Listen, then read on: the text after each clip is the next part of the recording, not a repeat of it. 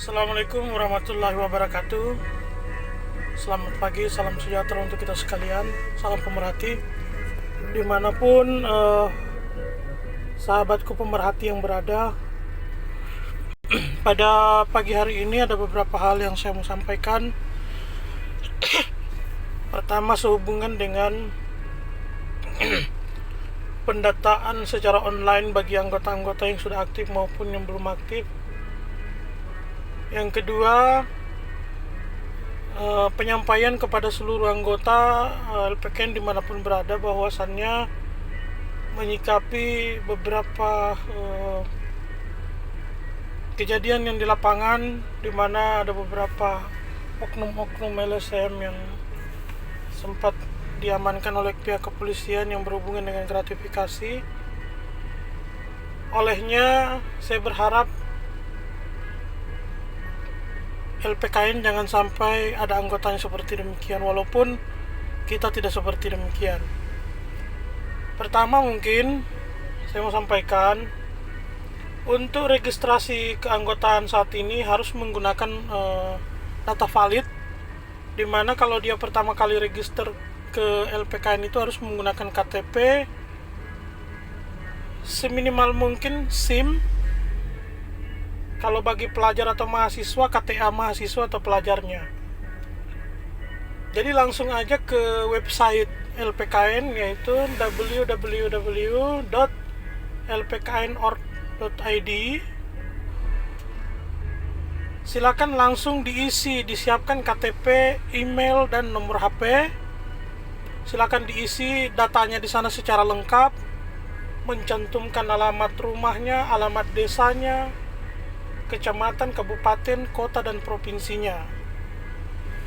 Setelah itu nanti pengisiannya, nanti ada fitur di mana harap dicentang, lalu disend atau dikirim atau didaftarkan. Ditunggulah verifikasi dari pusat, diterima atau tidak diterimanya bapak dan ibu yang bergabung di LPKN. Jadi nanti verifikasinya sistem online. Setelah selesai send itu, diharapkan kepada bapak dan ibu sesuai instruksi yang ada di dalam website, di mana ada sumbangan wajib setiap anggota itu yang nominalnya 200.000, itu sekali aja, di mana itu merupakan sumbangan wajib. Nah, di sumbangan wajib ini siapapun anggota kita itu wajib untuk melakukan sumbangan wajib ke lembaga, yang merupakan persyaratan mutlak juga untuk menjadi dasar otorisasi dari pusat. Lalu bagaimana kalau misalnya anggota itu tidak di approve atau tidak disetujui oleh pusat? Bagaimana dengan uang yang sudah disetorkan sebagai sumbangan? Itu akan dikembalikan ke yang bersangkutan jika misalnya tidak diotorisasi atau tidak disetujui oleh pusat oleh pertimbangan-pertimbangan yang tertentu. Nah, yang terakhir, kalau mau cepat diotorisasi, diharapkan sebelum melakukan send itu agar ditransfer aja dulu sumbangannya langsung ke rekening lembaga, supaya prosesnya itu tidak memakan waktu yang begitu lama, kan begitu. Jangan berulang-ulang tim kita melakukan pengecekan, kan begitu. Nah, terus jangan lupa bahwa bukti transfernya itu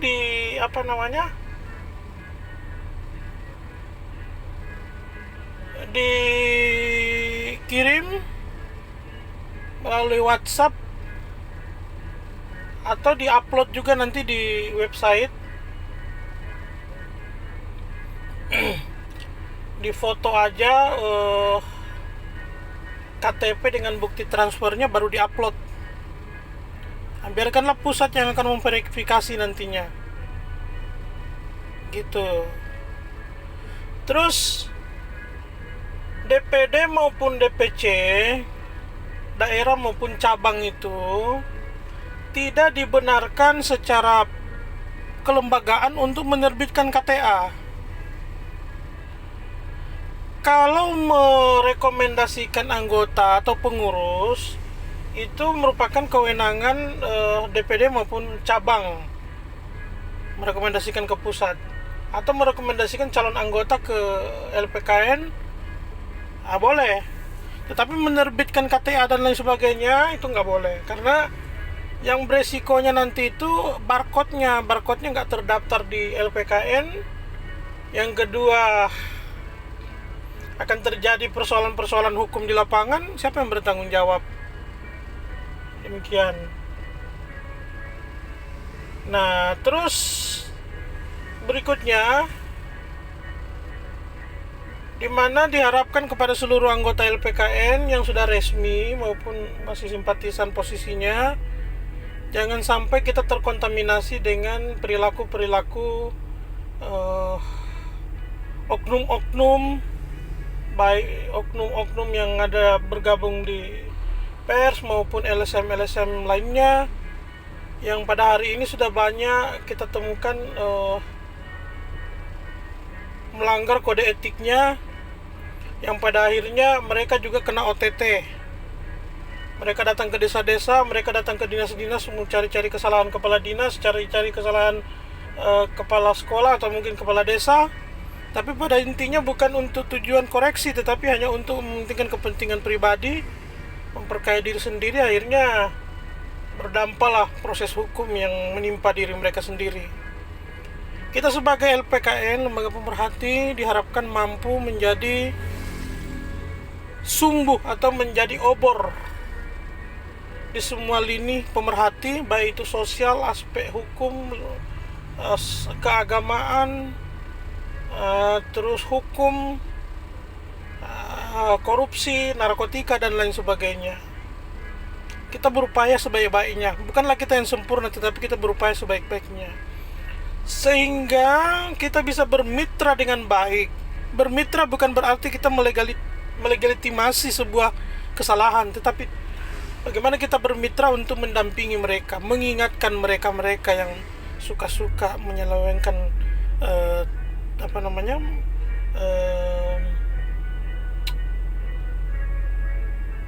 menyelewengkan jabatannya, kan begitu. Kita mendampingi mereka ya, sehingga kalaupun mereka memberikan sesuatu kepada kita itu ya normatif saja. Kalau bahasa ustadznya halal-halal saja.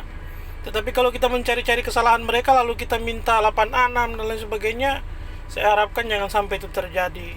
Kasihan. Niat saya mendirikan LPKN ini tujuannya mulia. Pertama-tama bagaimana menjadi sebuah wadah tunggal. Sebuah wadah tunggal buat teman-teman yang mau menjadi pemerhati. Tidak perlu lagi loncat-loncat lembaga. Bagaimana di LPKN itu semua sudah ada. Berbicara narkotika kita ada, berbicara korupsi kita ada, berbicara tentang sosial kita ada, kebencanaan kita ada, advokasi kita ada, paralegal kita ada. Ya semua hampir ada lah. Jadi nggak perlu lagi kita butuh payung sampai 10 untuk berjalan. Kan logiknya aja, kalau jalan bawa 10 payung gimana ceritanya tuh? Bisa-bisa kita dibawa terbang angin kan? Tapi kalau ada satu payung itu kokoh, bajanya kuat, jatuh batu bisa dia tangkis kan, begitu jatuh hujan bisa dia tangkis kan gitu. Nah itu yang luar biasa. Tapi kalau payungnya terlalu banyak nanti kita kena angin. Tangan kita nih kemampuannya hanya pegang 2 payung loh. Tapi kalau payungnya sampai 10, arti katanya begini. Gabung LSM anti narkotika, gabung LSM korupsi, gabung LSM bla bla bla bla, gabung LSM bla bla bla, akhirnya KTA-nya ada 10. Sekalinya bermasalah satu LSM, keikut-ikut tuh 9 KTA-nya. Nah, jangan sampai kayak gitulah. Nah, kita di LPKN seperti demikian. Ya, saya pribadi pun sebagai pendiri dan presiden eksekutif di lembaga ini bukanlah manusia yang sempurna dan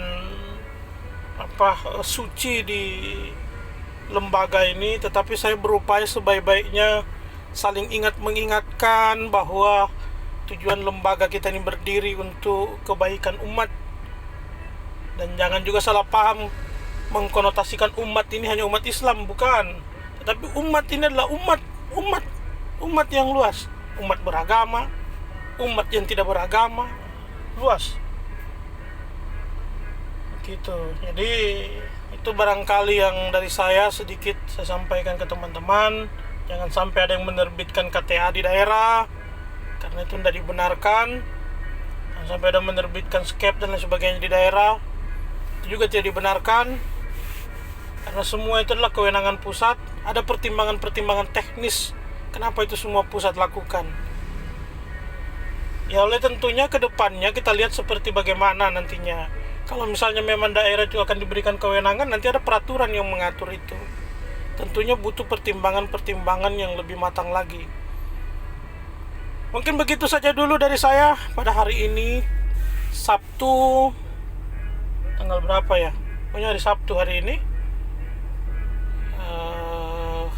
Semoga semua teman-teman, sahabat-sahabat pemerhati selalu dalam lindungan Allah Subhanahu wa taala, Tuhan yang Maha Esa.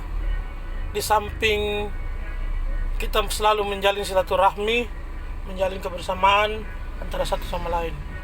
Demikian, Assalamualaikum warahmatullahi wabarakatuh.